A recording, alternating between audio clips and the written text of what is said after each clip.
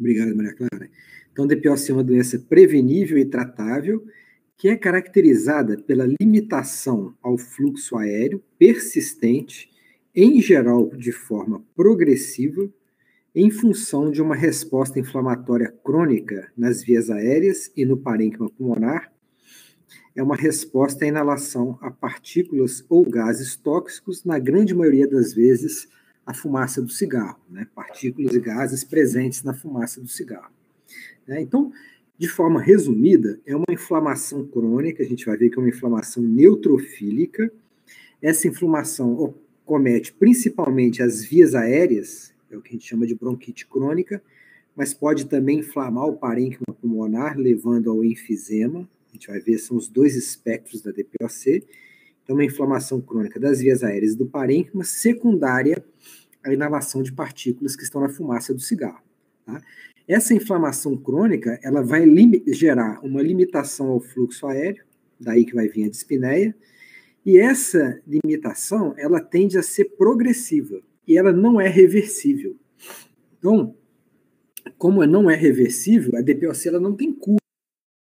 A crônica do cigarro, o enfisema pulmonar, são condições clínicas que não têm cura.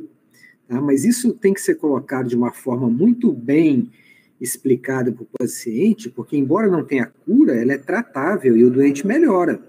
Né? Então faz todo sentido insistir no indivíduo parar de fumar e fazer o tratamento adequado da DPOC, porque ele vai melhorar, ele vai ter algum grau de melhora. Como vários exemplos na medicina.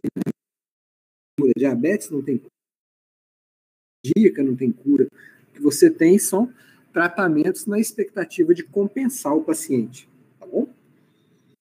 É muito importante conhecer essa definição para explicar direitinho o doente.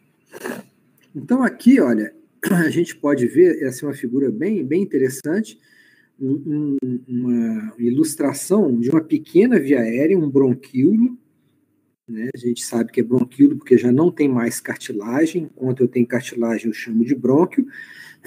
Quando eu tenho as porções mais periféricas das vias aéreas não tem mais cartilagem, eu chamo de bronquíolo. O epitélio desse bronquíolo, ele é cilíndrico, ciliado, e tem uma série de células caliciformes e glândulas mucosas que secretam um muco, né, que vai ser conduzido pelo batimento dos cílios em direção às vias aéreas proximais. Né? É um mecanismo de defesa. Nesse muco são impactadas bactérias, outros patógenos e poeira, né? E aí o batimento ciliar gera esses agentes e impurezas até a cavidade oral e o indivíduo deglute. Tá? Então, esse é um mecanismo de defesa. E vejo que nessas vias aéreas bem distais, bem terminais, a parede dos bronquíolos é muito fina, né, e não tem sustentação de cartilagem. Então, o que sustenta esse bronquíolo aberto é a tração radial exercida pelos alvéolos que estão ao redor. Tá? Então, o que é a DPOC? Eu tenho dois grandes espectros na DPOC, que às vezes até coexistem. É a bronquite crônica e o enfisema pulmonar. Então, o que é a bronquite crônica? É uma resposta inflamatória neutrofílica decorrente da exposição crônica dessa pequena via aérea à fumaça, principalmente fumaça do cigarro, né? Então, o que vai acontecer? Essa inflamação vai espessar a mucosa, vai gerar contração de musculatura lisa e acúmulo de secreção, hiperplasia e hipersecreção mucosa pelas células caliciformes e glândulas.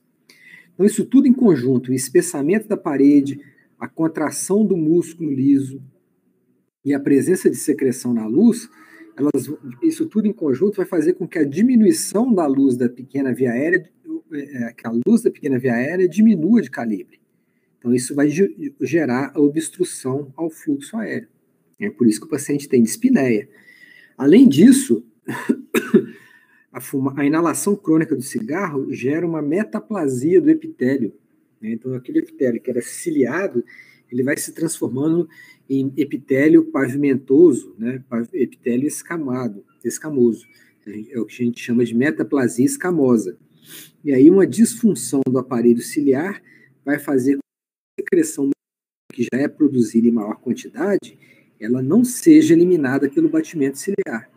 Então, a única maneira do indivíduo eliminar esse excesso de secreção nas pequenas vias aéreas, nas vias aéreas em geral, é tossindo, é aquela tosse com pigarro, né? Então, veja que a bronquite crônica, ela explica boa parte dos sintomas que o paciente com DPOC tem, que é uma tosse crônica com pigarro, com expectoração mucoide, e é uma dispneia com sibilos decorrente dessa diminuição da luz das pequenas vias aéreas. Tá? Então, isso é a bronquite crônica. Ao mesmo tempo, esses pacientes podem ter uma inflamação também no parênquima pulmonar. Então, veja que começa a haver uma ruptura, estão vendo aqui, uma ruptura das paredes alveolares, onde estão as fibras elásticas. Então, essa ruptura, ela também promove um colapso dessa pequena via aérea, contribuindo ainda mais para a redução do seu calibre.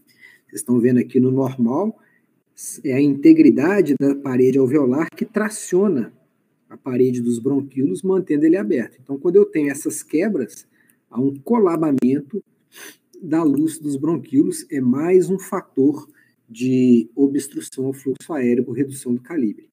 E além disso, gente, são nessas paredes alveolares que estão as fibras elásticas. Então, o que acontece? Durante a inspiração, essas fibras elásticas elas são estiradas. Né? E aí, no relaxamento do diafragma, essas fibras elásticas tendem a voltar para a sua posição original e é isso que expulsa o ar.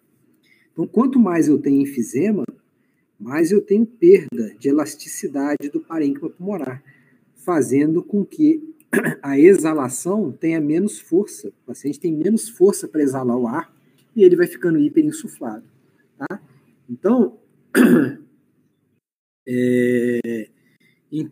é por isso que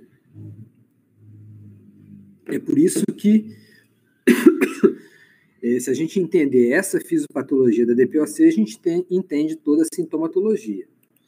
Aqui no diagrama, a gente explica as duas condições. Então, tem desse lado aqui a bronquite crônica, que é inflamação de pequenas vias aéreas, hiperfibrose dessas pequenas vias aéreas, hipersecreção brônquica, isso tudo em conjunto aumentando a resistência das vias aéreas, né? Gerando obstrução ao fluxo aéreo. Para o outro lado, no enfisema pulmonar, destruição do parênquima, incluindo das fibras elásticas, com perda da sustentação que os alvéolos fazem nas vias aéreas e diminuição do recolhimento elástico, também piorando a obstrução ao fluxo aéreo e tendendo à hiperinsuflação. Nitidamente, a gente não sabe bem porquê, alguns pacientes têm um predomínio de bronquite crônica, enquanto outros têm predomínio de enfisema pulmonar. Mas com muita frequência, o mesmo paciente tem algum grau das duas condições, mesmo que uma predomine sobre a outra. Vocês entenderam, gente? Alguma dúvida? Que a partir do momento que a gente entende isso, a gente vai conseguir entender toda a sintomatologia, né, e o que a gente vai poder fazer para tratar esses pacientes. Alguém quer fazer algum comentário? Alguém quer?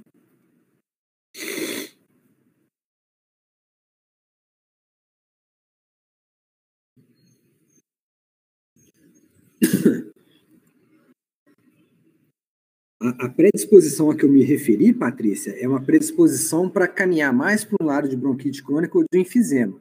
O fator de risco são os mesmos, e de longe, né, mais de 90% das vezes, a fumaça do cigarro.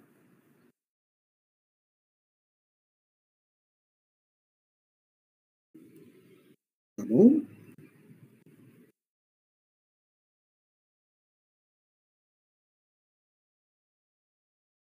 Tranquilo, gente?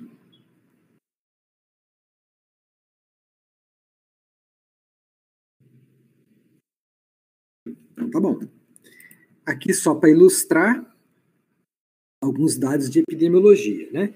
Então, a DPOC é uma condição frequente. Se a gente pegar uma população em geral, ela é até menos frequente. Por exemplo, alguns estudos mostrando 6%. Só que a DPOC, ela depende, né, do tabagismo como principal fator de risco, né, e um certo grau de exposição ao cigarro, geralmente, na maior parte das vezes, mais de 20 anos de cigarro. Então, na verdade, a população mais exposta a desenvolver DPOC é aquela população acima de 40 anos de idade, com algumas exceções em indivíduos mais jovens. Então, quando a gente vai para essa população acima de 40 anos, em alguns países com alta carga tabágica, até você tem DPOC em até 25% da população. Tá? Aqui, só para ilustrar, no início dos anos 2000, foi feito esse grande estudo epidemiológico para avaliar a prevalência de DPOC em diferentes cidades da América Latina, incluindo São Paulo. E ela ficou aí, por exemplo, no Brasil, em 18% entre os homens e 14% entre as mulheres. Né? Mas, por exemplo, no Chile, 23% dos homens, em Montevidéu, 27% dos homens.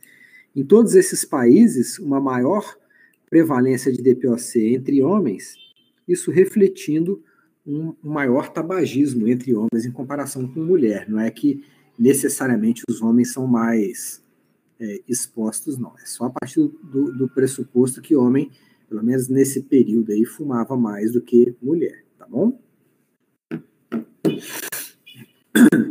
Além de ser uma doença frequente, a gente viu ali, né, é uma doença que tem um impacto sobre a saúde do paciente muito grande. Ela tem uma que a gente chama de morbidade elevada. Aumenta muito o número de consultas médicas, atendimentos e mesmo internações. Né? Então, isso gera uma sobrecarga muito grande para o sistema de saúde do país. Estima-se que ela é a sexta causa de morte, né? E ela é estimada, né, mas isso não tá se realizando, essa profecia, de que ela seria a terceira ou quarta causa mais frequente de morte na década de 20 e na década de 30, né, 2020 e 2030. Tá? Mas não necessariamente socorreu porque o tabagismo diminuiu muito. Né?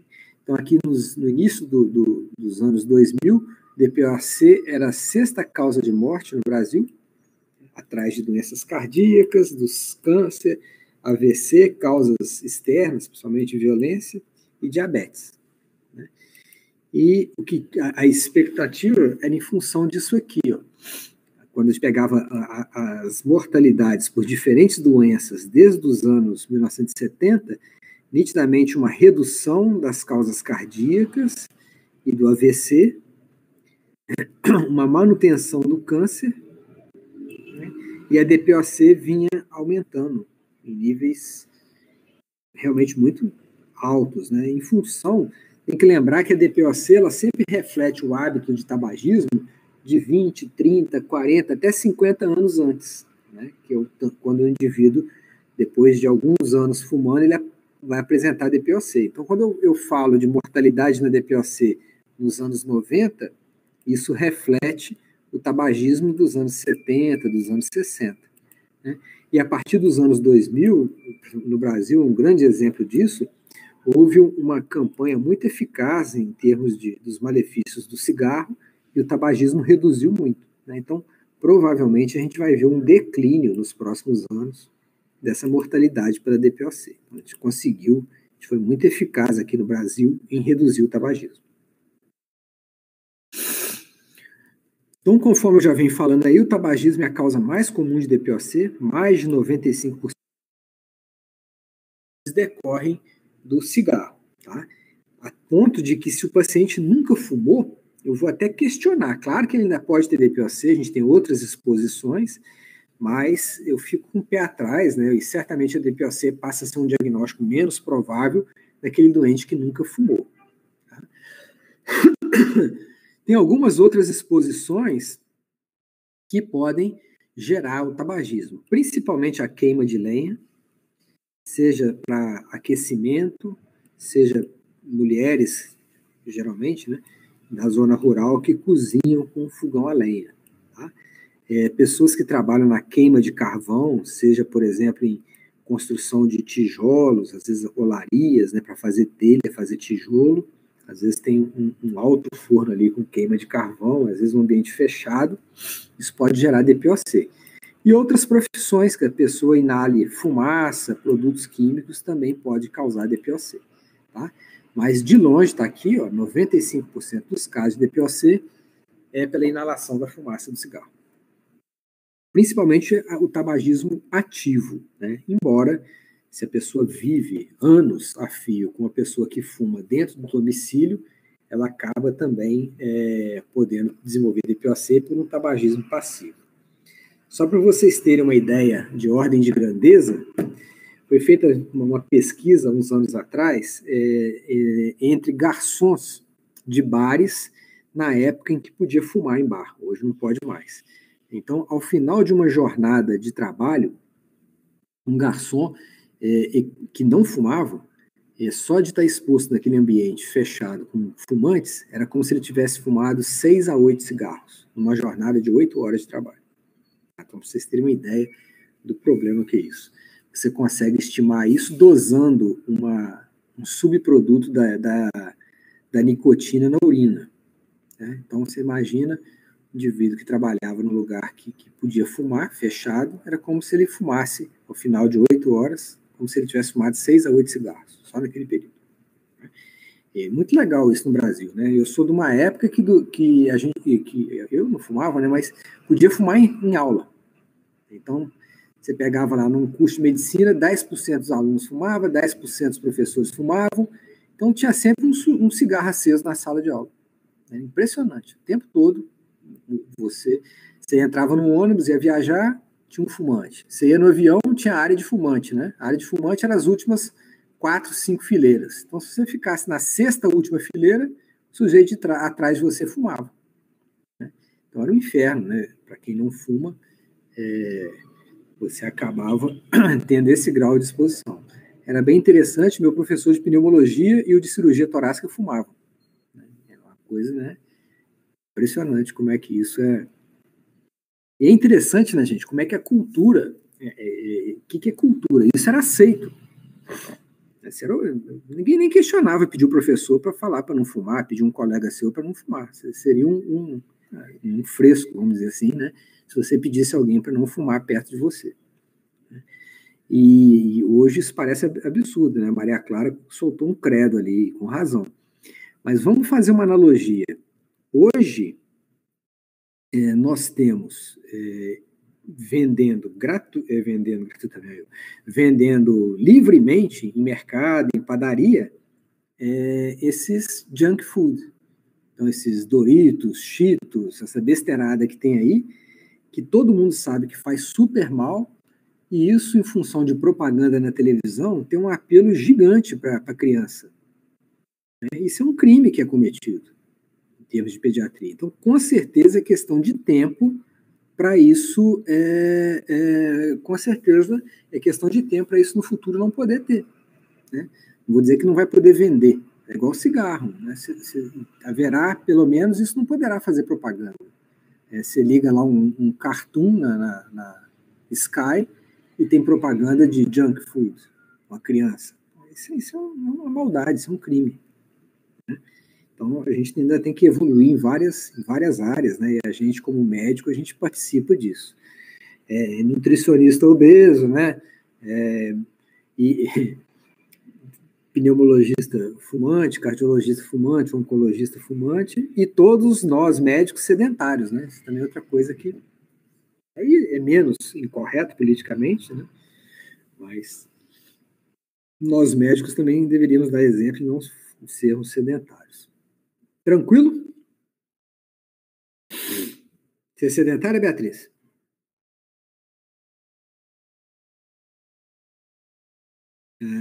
Fica tranquilo, eu também sou. Mentira, não sou não. Eu caminho bastante. Vamos lá, gente. Bom, outros fatores, além do tabagismo e essas exposições que podem estar implicadas, outros fatores que podem estar implicados na DPOC. Então, nitidamente, existe um componente genético, né? Nem todo mundo que fuma vai desenvolver DPOC. Aliás, gente, isso é um dado importante, né? A gente viu ali que existe uma correlação muito grande entre o tabagismo e a DPOC.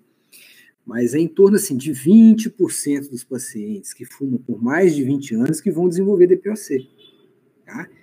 Então, é claro que você tem que combater o tabagismo, inclusive por outras doenças, não só a DPOC, mas você tem que tomar muito cuidado para não sair rotulando o paciente. Né? Então, eu vejo isso demais em pacientes internados, às vezes na UTI.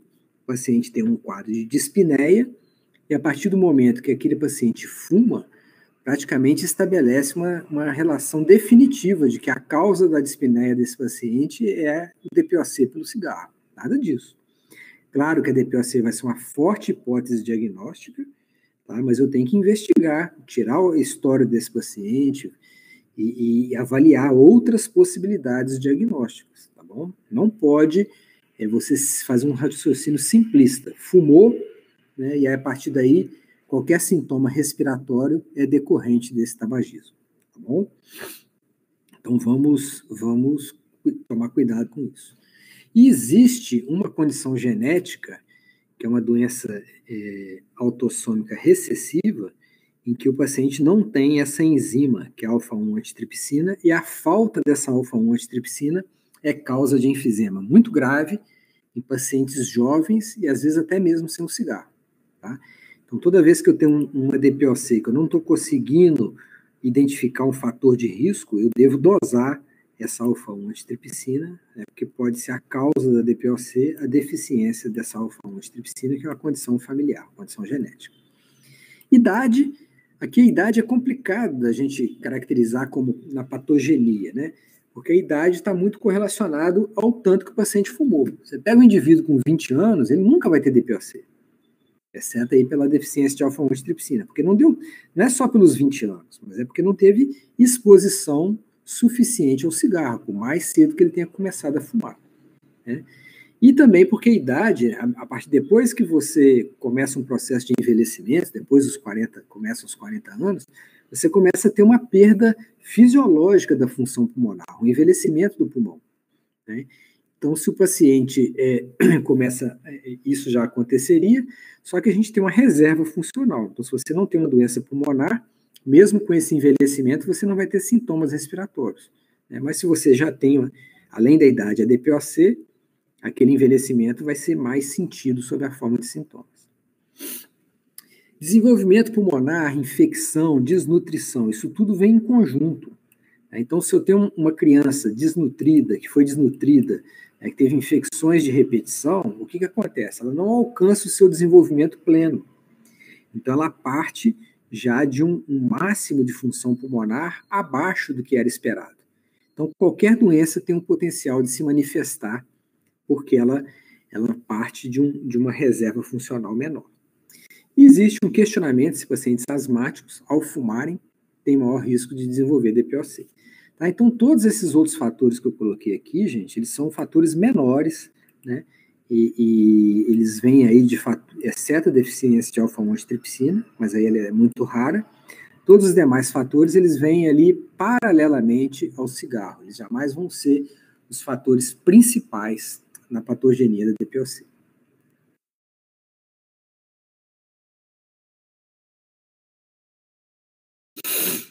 Tudo bem? Bom, então como que acontece a DPOC? A DPOC, a inalação crônica da fumaça do cigarro vai gerar um quadro inflamatório nos diferentes componentes da arquitetura do sistema respiratório. Então, isso já começa nas vias aéreas centrais, existe um acúmulo de células inflamatórias, aqui ficou errado o símbolo, um aumento de glândulas mucosas e um aumento de células caliciformes. E aqui também já há uma metaplasia escamosa. Tá? Então, as primeiras vias aéreas a serem acometidas são as vias aéreas centrais. Só que o calibre dessas vias aéreas centrais é maior, são brônquios de maior calibre. Então, esse quadro inflamatório, essa hiperplasia mucosa e essa metaplasia escamosa não chega a obstruir essa via aérea, justamente porque ela tem um calibre maior. Então, nessa fase inicial aqui, os pacientes têm basicamente aquela tosse com pouca expectoração mucoide, que é o pigarro. E é interessante que os pacientes eles não enxergam isso como sintoma, não enxergam isso como doença, e ele não procura o médico nessa fase. Bom? Então, você pergunta para o paciente, você sente alguma coisa? Não. Imagine que esse paciente procurou por hipertensão, por diabetes, alguma coisa assim. Você não sente nada? Nada.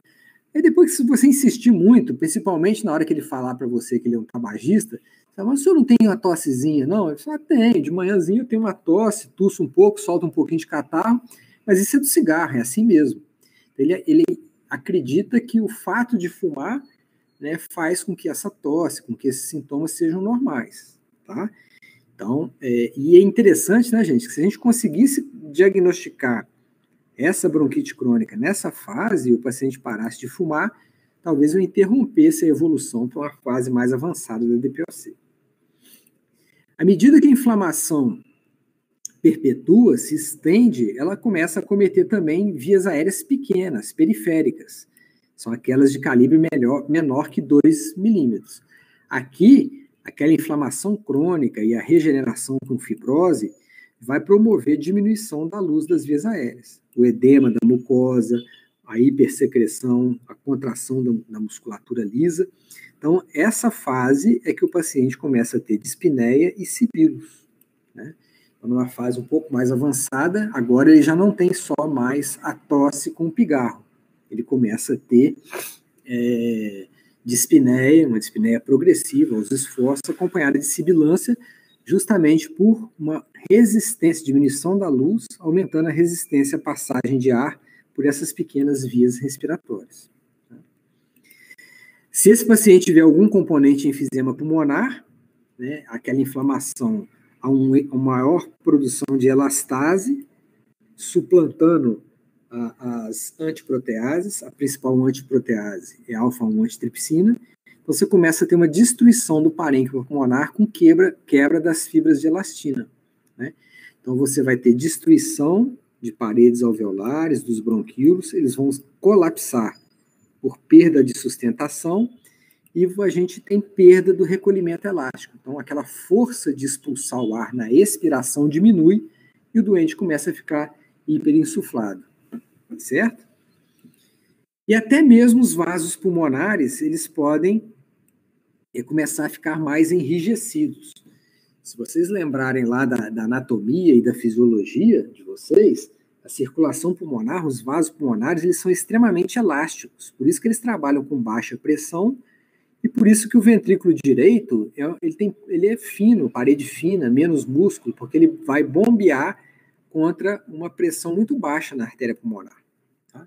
Agora, a partir do momento que eu tenho a DPOC, existe também um certo grau de inflamação na circulação pulmonar, com aumento da camada íntima, aumento do músculo liso e infiltração de tecido do colágeno. Então, os vasos pulmonares perdem a capacidade de distensão e já começa aí algum grau de hipertensão pulmonar. Essa hipertensão pulmonar vai piorar muito se o paciente começar a ter hipoxemia. E a hipoxemia gera vasoconstrição. E aí, qual vai ser a consequência dessa hipertensão pulmonar na DPOC? Quem gostaria de responder essa? Primeira pergunta que eu faço hoje na aula, hein? Qual a consequência da hipertensão pulmonar?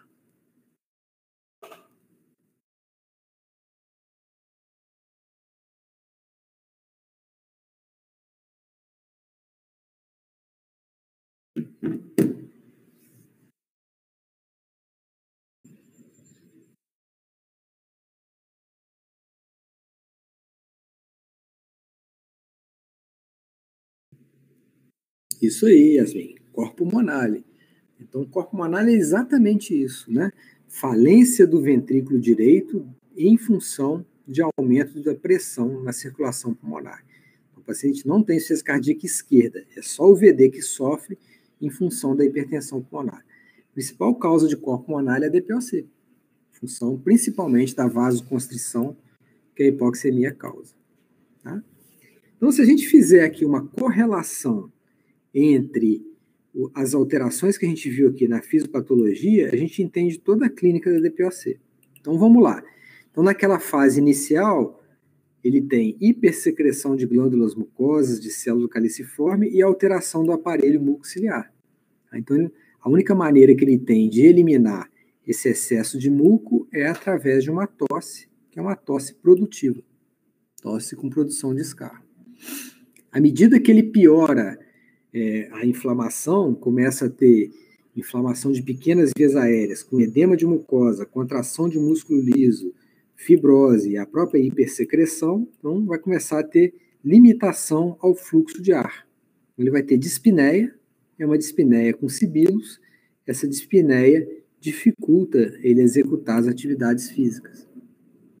A perda do recolhimento elástico por destruição das fibras elásticas e a própria obstrução dificulta a exalação. Ele vai ficando hiperinsuflado, piora a dispneia desses pacientes. À medida que isso se agrava, ele vai começar a ter hipoxemia. A hipoxemia gera contração, vasoconstrição pulmonar, dando hipertensão pulmonar, falência do VD. Então, isso em conjunto ele vai ter, em fases avançadas da DPOC, sinais de insuficiência cardíaca direita, que é o corpo pulmonar. Tá? Então, é assim que a DPOC ocorre, tá bom? E aí, gente, acontece uma coisa que é o que a gente chama da espiral descendente. Então, o que acontece? O paciente com DPOC, por tudo isso que eu falei, ele começa a ter dispneia. E essa dispneia piora quando ele vai fazer qualquer tipo de atividade física. E dispneia é um sintoma extremamente desconfortável.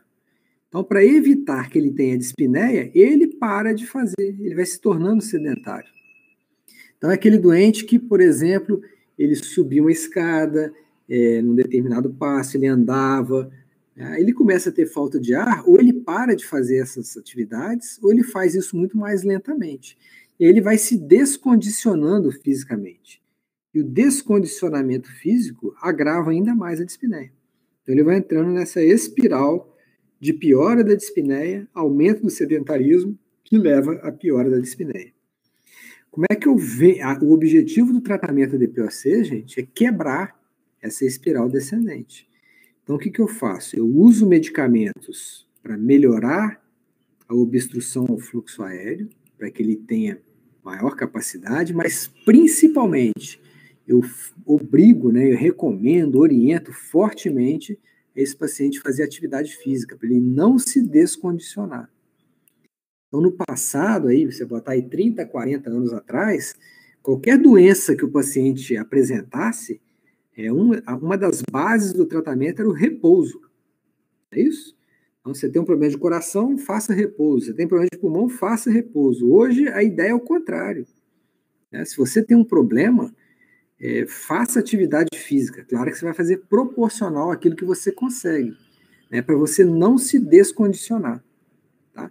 Então, uma das melhores estratégias terapêuticas, seja para insuficiência cardíaca, seja para DPOC, é condicionar fisicamente esse paciente, o que a gente chama de reabilitação. Melhora o pulmão dele? Não. Mas para aquele mesmo grau de doença pulmonar, ele vai ter menos dispneia. Que, em última análise, é o que a gente quer, que o paciente esteja bem, menos sintomático. Tá? Então, entendendo isso, em quem que eu vou pensar, quando que eu vou pensar em DPOC, no diagnóstico? Então, esses são os principais sintomas. Isso aqui que deve me fazer pensar em DPOC. Dispneia, tosse, geralmente uma tosse com produção de escarro, num paciente que tem algum fator de risco, que tem alguma exposição de longe ao tabagismo. Tá? E como é que são esses sintomas? Geralmente, a dispneia é progressiva, ela começa aos grandes esforços, podendo chegar na fase muito avançada até de repouso. É uma dispneia diária, ela pode até ter algum grau de melhora, mas é uma dispneia persistente, visto que é uma doença progressiva. E aí a forma com que o paciente descreve, gente, é extremamente variada e depende muito mais da cultura dele do que ter qualquer relevância. Então, uns falam que tem falta de fôlego, fome de ar, cansaço, canseira, e aí vai. Tá?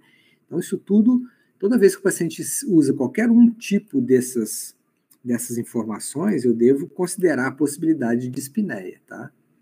A tosse, e a gente vai ver adiante, vai ser até motivo de um seminário nosso, esses pacientes eles têm uma tosse basal. Então, é aquele pigarro. Todo dia ele tem um pouco de tosse, tem um pouco de expectoração. E justamente aquelas alterações de maior hipersecreção, uma hipersecreção de muco, disfunção do aparelho ciliar, faz com que esses pacientes sejam expostos a mais infecção. Então, além de ter essa tosse crônica, frequentemente eles exacerbam essa tosse. Então, às vezes, um dos sinais de que o paciente tem DPOC é que, entre aspas, né, aquele paciente está gripando demais. Então, toda vez que você tem um paciente acima de 40 anos, fumante, se ele começa a ter muita infecção de vias aéreas, não raciocine que ele está tendo vários episódios isolados. Provavelmente ele tem uma doença de base, que é a DPOC, e está exacerbando repetidas vezes da DPOC dele. Uma dúvida, gente? Qualquer coisa vocês me interrompam aí, tá? Então aqui são os sintomas, né? Tosse, geralmente uma tosse produtiva. Então a tosse tende a ser o sintoma mais precoce.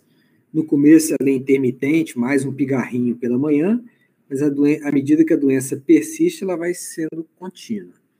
Geralmente é produtiva, e conforme eu falei, ela ainda tem períodos de piora, geralmente no inverno, quando ele tem uma infecção de vias aéreas, então aqui a tosse aumenta muito. Né? E assim como a tosse piora, a expectoração piora. Então, geralmente são pequenos volumes de expectoração mucoide, que nessas exacerbações aumentam muito de volume e ficam purulentas. Tá? A dispneia é o segundo sintoma, né? E geralmente não, é uma dispneia crônica e sempre piora. Claro que a partir do momento que você inicia o tratamento, né, o paciente tem uma melhora inicial com as medicações, mas eu estou diante de uma doença que progride, né? Então, em algum momento, você vai ter que aumentar esse tratamento, vai ser um tratamento que você também aumenta progressivamente o número de medicamentos que você está dando. E quando ele tem aquelas exacerbações que aumenta a tosse, aumenta o catarro, a expectoração fica purulenta, geralmente a dispneia também piora e se acompanha de sibilos, visto que a dispneia é por obstrução das vias aéreas. Os outros sintomas aí já são mais subjetivos, né, e menos relevantes. Às vezes pode dar uma sensação de aperto no peito, fadiga, fases muito avançadas da DPOC. O paciente fica tão dispneico que ele começa a ter dificuldade até de se alimentar por dispneia, e ele começa a emagrecer. E toda doença crônica, gente, aumenta muito a prevalência de depressão e ansiedade, tá? Então, fiquem sempre atentos a isso. Aí, às vezes, você precisa até de uma assistência psiquiátrica ou psicológica ou usar um antidepressivo para melhorar o humor desse paciente, né, e melhorar a qualidade de vida dele. Tá? Então, a depressão é uma doença oculta nesses pacientes. Tá? Eles têm muita ansiedade, eles têm medo de morrer, eles têm medo de ter falta de ar, pior, ter crise, morrer sem fôlego.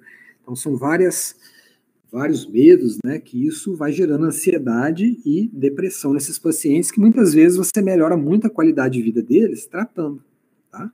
Então tem que tomar cuidado com isso aí, né, dizer que a falta de ar dele é por depressão, não é isso.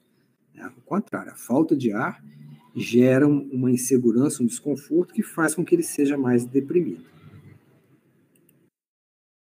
E para a gente terminar por hoje, o exame físico desses pacientes. Tá? Então, uma coisa que a gente tem que ter em mente, gente, se vocês tiveram semiologia, né? Então, aquelas figuras que eles colocam no livro de semiologia, aquilo é praticamente um desserviço à medicina. Porque eles colocam o estereótipo de um paciente com DPOC, né? Que é aquele enfisematoso que parece o Dom Quixote e o bronquítico crônico que parece o Sancho Panza, né? Então, é o soprador rosado e o pletórico, né? E isso, gente, só acontece numa fase extremamente avançada. Fazer diagnóstico de DPOC num paciente com aquelas condições não tem vantagem nenhuma, tá? Então, nas fases iniciais, o exame físico é normal. Bom?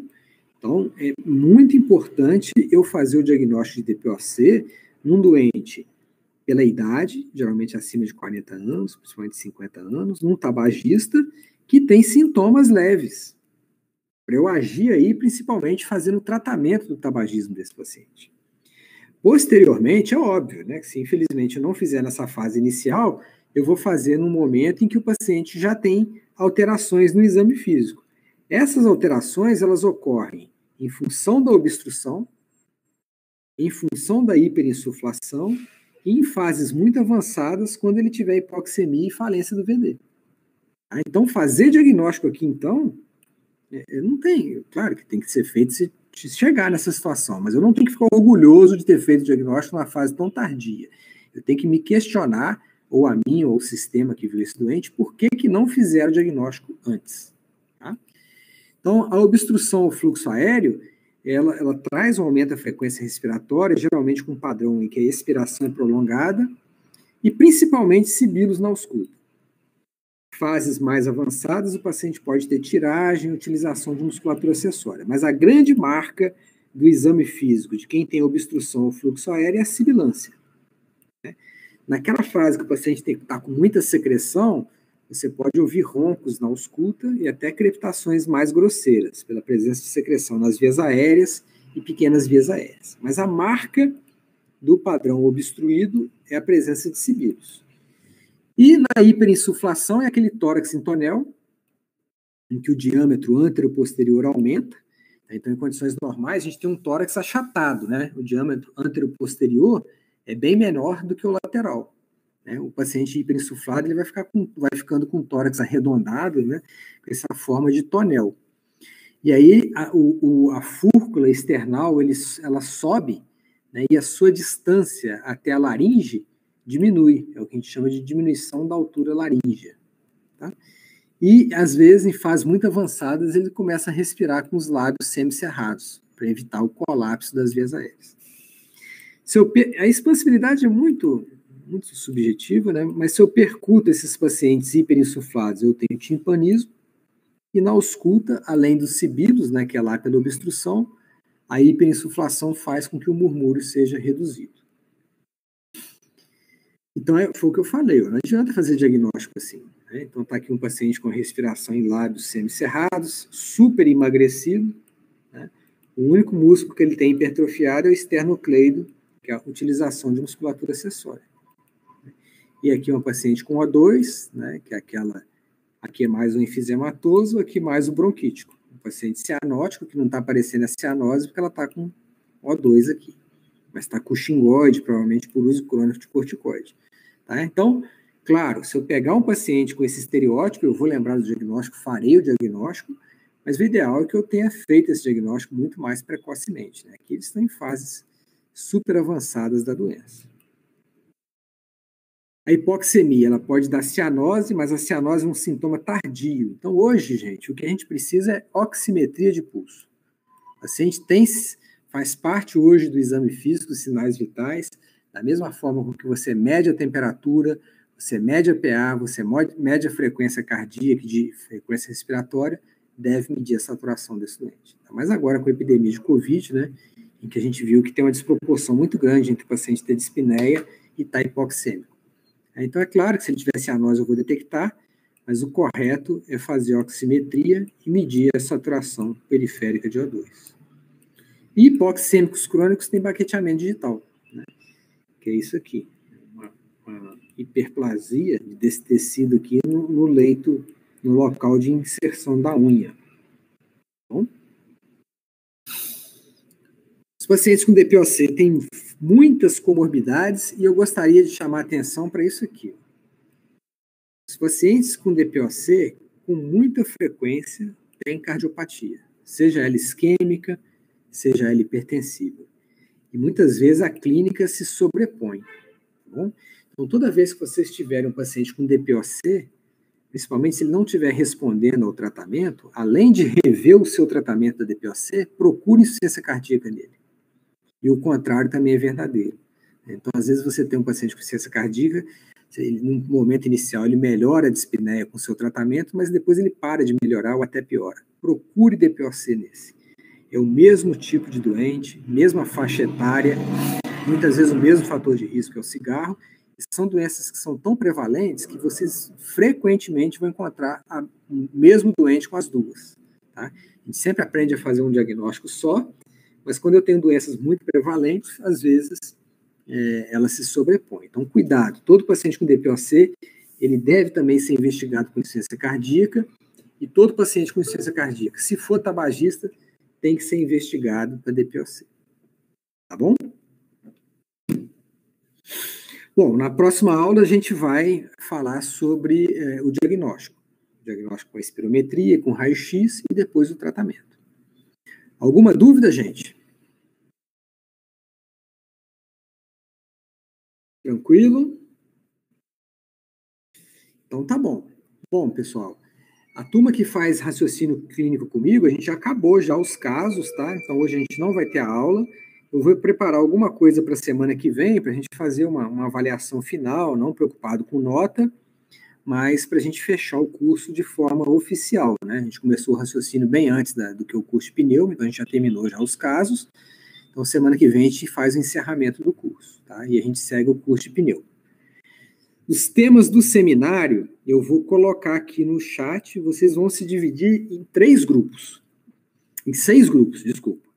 Então, gente, cada grupo vai apresentar um tema e terá 10 a 15 minutos, 10 minutos para apresentar, para que a gente tenha 5 minutos de discussão. Então, vocês têm que ir diretamente ao tema. Tá? Não tem que ficar fazendo grandes introduções. Sejam objetivos. Inclusive, isso faz parte do treinamento. Vocês têm que aprender a fazer a apresentação dentro de um horário que é colocado para vocês. Então, vai ser diagnóstico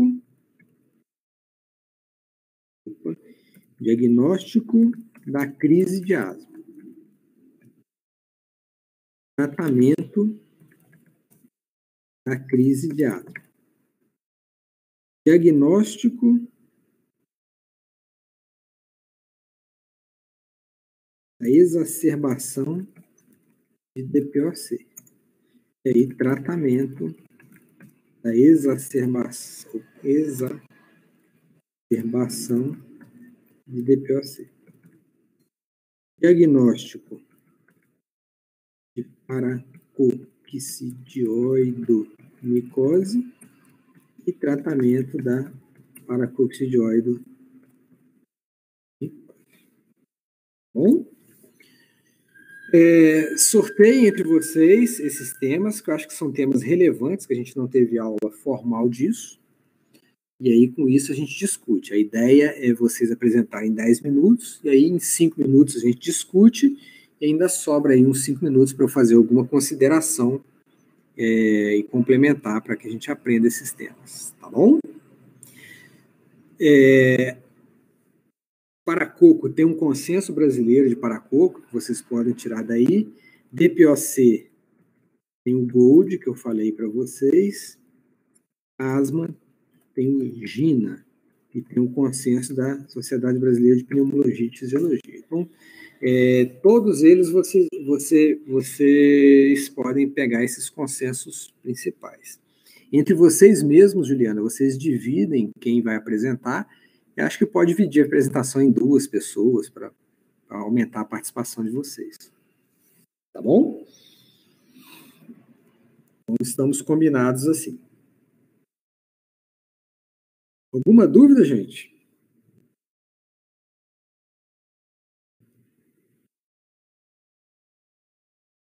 Então, tá bom. Um abraço.